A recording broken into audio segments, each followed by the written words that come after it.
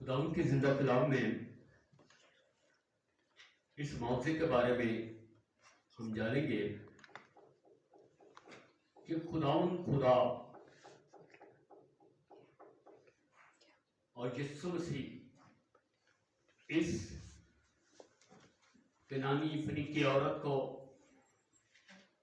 उसके ईमान को देखते हैं और उस ईमान के बारे में तारीफ करते हैं। आज हम देखेंगे कि खुदावंद यीशु मसीह ईमान के बारे में तालीम देते हुए हम देखते हैं कि ईमान जो लाता है यीशु मसीह पर, उस पर खुदावंद की निगाह है। खुदावंद हर एक शख्स को, जो मसीह है या वो गैर कौम से उसका ताल्लुक है, वो जो मसीह पर ईमान लाता है उस पर खुदावंद की निगाह है और खुदावंद खुदा उस ईमान लाने वाले की तारीफ करते हैं। आज हम इस मौज़े के अंदर उस खातून के ईमान को देखेंगे और यीशु मसीह जो तारीफ करते हैं उसको जानेंगे। सूरह सिदा में खुदावंद यीशु मसीह जब आते हैं तो यहाँ पर लिखा है कि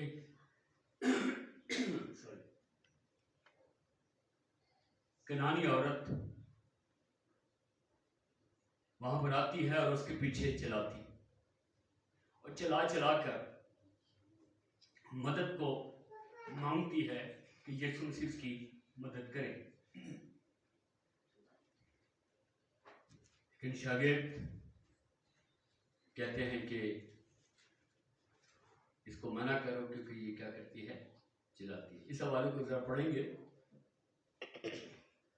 फिर यीशु वहां से निकलकर सूर और सैदा के इलाकों को रवाना हुआ और देखो, एक कनानी औरत उन सरहदों से निकली और पुकार कर कहने लगी, आए खुदावंद इब्ने दाऊद, मुझ पर रहम कर। एक बदरू मेरी बेटी को बुरी तरह सताती है। मगर उसने उसे कुछ जवाब ना दिया। यहाँ पर देखें कि रहम की अपील करती है कि आए इब्ने आदम, मुझ पर क्या कर, रहम कर। रहम एक बहुत इस्राइल के अंदर ये जो लफ्ज है इसकी बड़ी अहमियत है।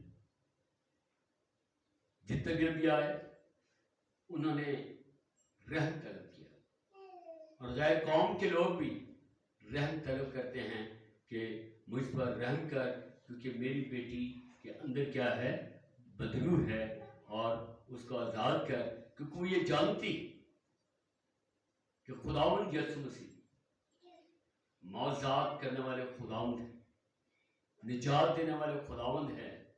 वो अबलीस की तासीरों से निजात देते हैं, गुनाहों से निजात देते हैं। वो चला कर कहती है कि मुझ पर क्या कर, रहम कर। जी। मगर उसने उससे कुछ जवाब न दिया और उसके शागिर्दों ने पास आकर उससे ये अर्ज की कि उसे रुखसत कर दे। और यहाँ पर हम देखते हैं कि यीशु मसीह ने कोई जवाब नहीं दिया और शागिर्द उसके पास आकर कहते हैं कि इसे क्या करो, रुखसत कर, इसको फारिग कर, क्योंकि वो हमारे पीछे चलाती है। क्योंकि वो हमारे पीछे बहुत चलाती है। इसके दो मकसद ये हैं। वो ये नहीं कि इसको चला, बल्कि इसको शिफा दे दे। क्या दे दे? इसको शिफा देकर रुखसत कर दे। जीवन का मतलब है, यह हरगिज मतलब नहीं कि हम तंग आ गए। ना उनके शागिर्द यीशु मसीह खामोश है, जवाब नहीं देते, इसलिए कि वो गैर कौमों के लिए नहीं। यीशु मसीह ने कहा कि मैं इसराइल की खोई हुई भेड़ों के लिए आया। लेकिन आगे जाकर खुदावंद यीशु मसीह ने इस बात को अपने शागिर्दों को कहा कि इससे पहले मैंने तुम्हें कहा था कि इसराइल के लोगों में जाना, लेकिन अब मैं तुम्हें कहता हूं कि सारी कौमों में जाकर मेरी मुनादी, अंजील की मुनादी करना। जी देखिए आगे। उसने जवाब में कहा, मैं इसराइल के घराने की खोई हुई भेड़ों के सिवा और किसी के पास नहीं भेजा गया। मगर उसने आकर उसे सिजदा किया और कहा, आए खुदावंद मेरी मदद कर। यहाँ पर दो बातें हैं। यीशु मसीह ने साफ और वाज़ेह तौर पर कहा कि मैं गैर कौमों के लिए नहीं, लेकिन इस खातून को हम देखते हैं कि ये सिजदा करती है। सिजदा करने का मतलब खुदा की इबादत करने से ताल्लुक है।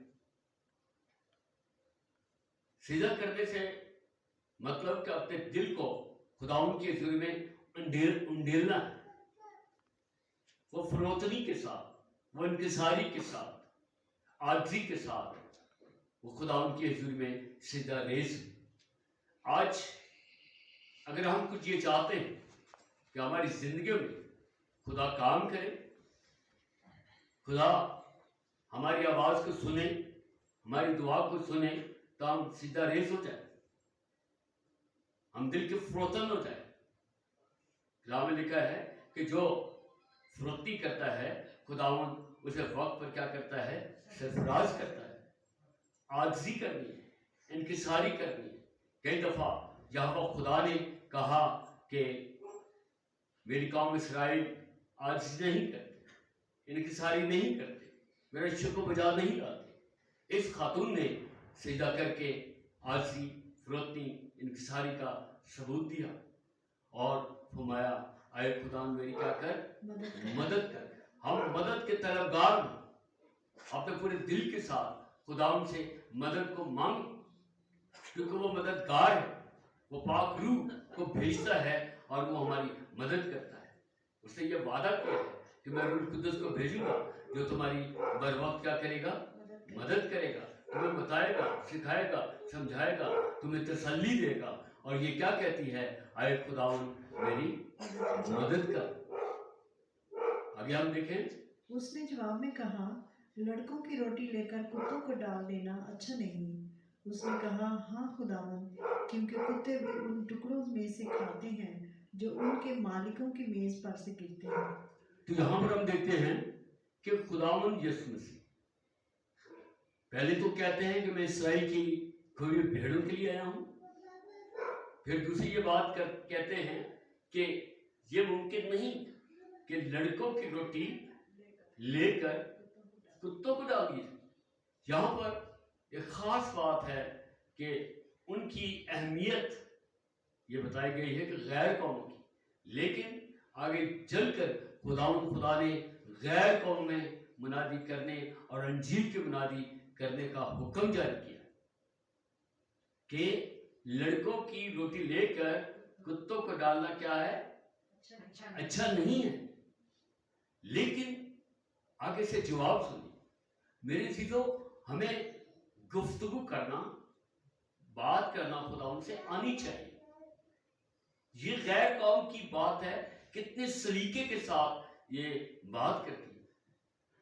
हम तो दुआ करना जानते भी नहीं, हमारे पास दुआओं के लिए लफ्ज भी नहीं होते। मैं इस पर गौर कर रहा था कि बड़े सलीके के साथ, बड़ी आर्जी के साथ, बड़ी फरोख्ती के साथ इस खातून ने यीशु मसीह को जवाब दिया है, आए खुदावन के लड़कों की रोटी लेकर कुत्तों को डाल देना। वो तो बात हो गई। उसने कहा हाँ खुदावन, क्योंकि कुत्ते भी इन टुकड़ों में से खाते, जो उनके मालिकों की मेज में, जो उनके मालिकों की मेज से गिरते। आजी फरोख्ती एकदम अपने आप को उस लेवल पर ले आ रहा कि मैं इस लायक के काबिल नहीं हूं। हम तो तेरी तरफ निगाह डालते हैं, तू खुदावंद है, तू मालिक है। उस मेज पर से जो टुकड़े गिरते हैं, हम तो उसके खाने का मुताज हैं। और खुदावंद खुदा यीशु मसीह इन अल्फाज को देखकर, उस औरत के कलाम को देखकर, उसकी गुफ्तगू को देखकर, उसके बड़े ईमान को देखकर, उसकी आजी फरोख्ती को देखकर, उसके इंकिसारी को देखकर आगे से क्या जवाब देते हैं बड़े। इस पर यीशु ने जवाब में उससे कहा, आए औरत, तेरा ईमान बहुत बड़ा है। आए औरत, तेरा ईमान बहुत बड़ा है। आज हम मसीहों में देखते हैं ईमान की बड़ी कमी पाई जाती। पिछली दफा मैंने इस बात को बताया कि हम दुआ कराते हैं, पादरियों से दुआ करते हैं, वहां से दुआ कराते हैं, वहां से दुआ कराते हैं, वहां से दुआ कराते हैं। मैं आपको बताना चाहता हूं कि हम दुआ कराने वाले ना बने, बल्कि दुआ करने वाले बने ईमान के साथ। आज हम देखेंगे कि हम दुआ करने वाले बने ईमान के साथ, बड़े सलीके के साथ, आज की फरोख्ती के साथ हम उससे हजूरी में आए और सीधा करें, उससे दुआ करें। इसलिए ये रिक्वेस्ट की, ये रिक्वेस्ट क्या है? ये दुआ है। ऐ खुदावंद तू मेरी क्या कर, मदद कर, ये दुआ है। ऐ खुदावंद मुझ पर रहम कर, ये दुआ है। ईमान के साथ रहम तलब कर रही है, ईमान के साथ वो क्या तलब कर रही है? मदद तलब कर रही है। और यही वो ईमान अफरोज बात बड़ी सलीके के साथ खुदावंद यीशु मसीह को वो जवाब देती है। क्या खुदावंद हम इस मेज पर जो गिरते हैं लड़कों के टुकड़े, उसी में से खाते हैं, हमें इजाजत दे। यीशु मसीह कहते हैं कि मैंने ऐसा ईमान नहीं देखा, ये बहुत बड़ा ईमान। जा तेरी बेटी जैसा तू चाहती है तेरे लिए वैसा ही हो। जैसे ही तू चाहती है वैसे ही तेरे लिए हो। और उसकी बेटी ने उसी घड़ी शिफा, और उसकी बेटी ने उसी घड़ी शिफा पा ली। दूसरे मकाम पर लिखा है कि जब वो अपने घर में जाती है तो मरकज में, तो वो लड़की बिल्कुल तंदुरुस्त होती। हालेलुया, ये है ईमान। उसने अपने घर में जाकर देखा कि लड़की पलंग पर पड़ी है और बदरू निकल गई। और वो पलंग पर पड़ी और बदरू निकल गई। Hallelujah, praise the Lord. इस बड़े मौके के लिए तालियां बजाएं, खुदा यीशु के लिए तालियां बजाएं। तो खुदावंद खुदा ईमान की तारीफ करता है जो भी उस पर ईमान लाता है। इसी तरह से खुदावंद यीशु मसीह ने उस सूबेदार को जो गैर कौम का था, उसने कहा कि आए खुदावंद, मेरा नौकर बीमार है, तू यहीं से कह दे, क्योंकि मैं इस लायक नहीं कि तू मेरे घर, मेरे छत के नीचे आ। क्योंकि मैं जिसको हुक्म देता हूं जा तो वो जाता है, जिसको हुक्म देता आ तो वो आता है। मत्ती की इंजील 8 बाब 8वीं आयत और उसकी 10वीं आयत में हम इस वाक्य को देख सकते हैं। लेकिन खुदावंद खुदा फरमाते हैं कि उसने कहा कि मेरे नौकर को शिफा दे। मैं नहीं चाहता, मैं गुनाहगार। उसने मैंने इंतज़ार की फुर्ती के साथ, बड़े ईमान के साथ, कि तू यहां से कह देगा कि मेरा नौकर क्या पा जाएगा? शिफा पा जाएगा।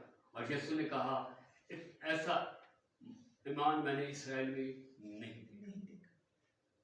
यीशु मसीह ईमान पर निगाह डालते हैं और ईमान ही की बात करते हैं। हमारे कलाम मुकद्दस ईमान को मबनी, ईमान ईमान ईमान ईमान ही से हम निजात पाते हैं। हम ईमान ही से जब लाते हैं इस पर, तो हम उसके फजल से निजात पाते हैं। ईमान ही से हम रासबाज रह जाते हैं, ईमान ही से हम जिंदा होते हैं। हालेलुया। और यीशु मसीह ने उस के नौकर को कहा, जा तेरा नौकर क्या पा गया? शिफा पा। इसी तौर पर हम देखते शिफा के लिए, हर एक काम के लिए ईमान का होना नहायत जरूरी। आज हम देखें यीशु मसीह अपने लबे मुबारक से ईमान के बारे में क्या फरमाते हैं। एक और मौजा जो लाजरस का है, जो 4 दिन का मुर्दा है, मार्था खुदावंद यीशु मसीह क्या गुफ्तगू करते हैं। यहां पर हम देखते हैं यूहन्ना की इंजील उसका 11वां बाब उसकी 24वीं आयत को पढ़े। मैंने 25वीं आयत पढ़वाई थी, 24वीं आयत में आप पढ़े। वहां वो मार्था के घर जा के बाहर वहां को खड़ा होकर खुदावंद फरमाते हैं, मार्था से गुफ्तगू करते हैं। जी। मार्था ने उससे कहा, मैं जानती हूँ कि क़यामत में आखिरी दिन जी उठेगा। ने ऊपर से पढ़ा। जी। यीशु ने उससे कहा, तेरा भाई जी उठेगा। तेरा भाई जी उठेगा। मार्था ने उससे कहा, मैं जानती हूँ कि क़यामत में आखिरी दिन जी उठेगा। यीशु ने उससे कहा, क़यामत और जिंदगी तो मैं हूँ। खुदावंद यीशु मसीह ने बताया कि ईमान रख कि क़यामत और जिंदगी मैं हूँ। क़यामत कहते हैं जी उठने को, जिंदा करने को, जिंदगी भी मैं हूँ। जिंदा भी मैं करता हूँ और जिंदगी भी मैं देता हूँ। क़यामत और जिंदगी मैं हूँ। जो जी। मुझ पर ईमान लाता है वो मर जाए तो भी जिंदा रहे। यीशु मसीह ने ईमान की तारीफ की है। यीशु मसीह ने ईमान के बारे में तालीम दी है कि जो मुझ पर क्या लाता है, ईमान लाता है, वो मर भी जाए तो भी जिंदा रहेगा। यहाँ पर हम देखते हैं कि इंसान मर जाए तो भी क्या रहेगा, जिंदा रहेगा। लेकिन शर्त क्या है कि हम यीशु मसीह पर क्या लाए, ईमान लाए। जैसे इस फरीकी औरत ने, इस कनानी औरत ने यीशु मसीह पर ईमान लाए और उसकी बेटी जिंदा होगी और उसकी तारीफ की। और यीशु मसीह ने यही कहा, तालीम की कि जो मुझ पर क्या लाता है, ईमान लाता है, वो हमेशा की जिंदगी पाता है। वो मर भी जाए तो भी जिंदा रहता है। जी। और जो कोई जिंदा है और मुझ पर ईमान लाता है वो अब तक कभी न मरेगा। और जो जिंदा है और मुझ पर क्या लाता है, ईमान लाता है, वो अब तक कभी न मरेगा। कि कैसे हो सकता है, कैसे मुमकिन है? यीशु मसीह के लबे मुबारक से निकला। हम जो ईमानदार हैं, जो यीशु मसीह पर ईमान लाए, चाहे वो किसी भी कौम कबीले के लोग और यीशु मसीह पर ईमान लाए, वो मर भी जाए तो भी जिंदा रहेंगे। ये ही ईमान है। ये तालीम किसी और मजहब ने नहीं दी है। ये इस्राएली कौम ने ये तालीम नहीं दी है। किसी और दीन के अंदर ये तालीम नहीं। ये ईमान अफरोज तालीम हमारे यीशु मसीह के पास है, जो अपने लबे मुबारक से ईमान की तारीफ करते हैं और ईमान के बारे में बताते हैं। जो यीशु मसीह कहते हैं वो सच कहते हैं, हकीकत पर मबनी कहते हैं। आमीन। जी। क्या तू इस पर ईमान रखती है? यहाँ पर यीशु मसीह क्या कहते हैं कि क्या तू इस पर क्या रखती है, ईमान रखती है कि तेरा भाई जिएगा, जिंदा हो जाएगा? उसने उससे कहा, हाँ ऐ खुदावंद, मैं ईमान ला चुकी हूँ। वो कहती है, हाँ खुदावंद, मैं ईमान ला चुकी हूँ। तू खुदा का बेटा मसीह जो दुनिया में आने वाला था तू ही है। खुदा का बेटा जो मसीह है, जो दुनिया में आने वाला है, वो तू ही है। यीशु मसीह खुदा का बेटा। मेरे गैर कौम के लोग वो अपने दीन और अपने मजहब के मुताबिक खुदावंद यीशु मसीह को खुदा का बेटा नहीं मानते, तो हमें कोई फर्क नहीं पड़ता। हम अपने ईमान पर कायम रहे, कायम जो मर्जी कहते रहे, उनका मुंह ना लगे। अगर कोई वो ऐसी बात करे, उनको कहें ये आपका ईमान है, हमारे ईमान। और मैं आपको बताता हूँ, अगर हमारे ईमान के अंदर से खुदावंद यीशु मसीह जो खुदा का बेटा है ये निकल जाए, तो हम तो मसीह ना हुए, हम तो मसीह ना हुए, हम तो कुछ और हो जाएंगे। इसलिए इनका जवाब देना हमें जरूरी नहीं है। क्यों जवाब दे, किस लिए जवाब दे? क्योंकि हमारा कलाम जिंदा है, सच्चा है और हक पर है। हमें किसी को जवाब देने की कोई जरूरत नहीं। और उसने उससे कहा कि मैं तुझ पर ईमान ला चुकी हूं कि तू ही मसीह है और तू ही खुदा का बेटा है। आमीन, हालेलुया। ये है ईमान।